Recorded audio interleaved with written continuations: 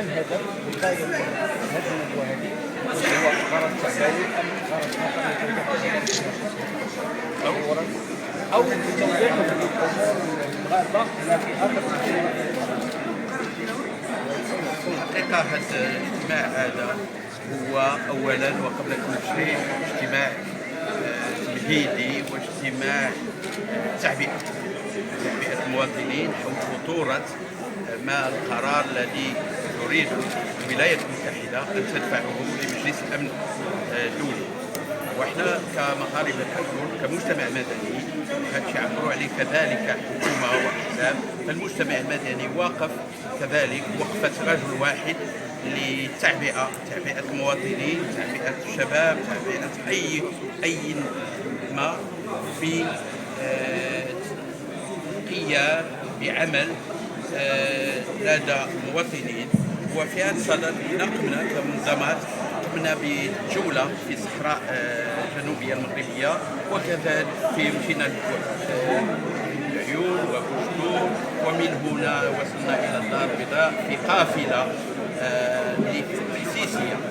والعمل قمنا به ليس اليوم فقط، ولكن قمنا به الأسبوع المنصرم عندما مشينا للشوارع وجميع الأزقة لنعبئ المواطنين حول هذه الخطورة.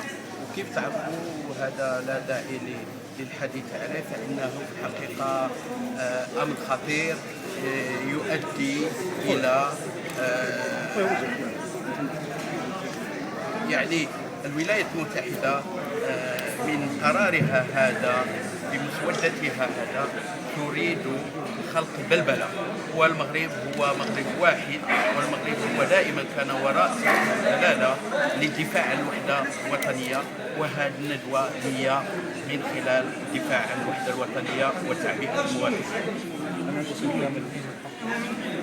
نجيب الثاني رئيس منظمة مغرب افريقيا للتضامن والثقافة والتنمية.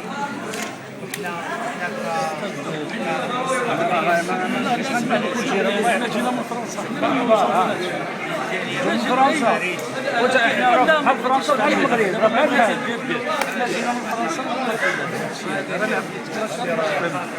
باقي ما قريتهاش باقي ما قريتهاش. حنا كنتيني من الصراحه. يلا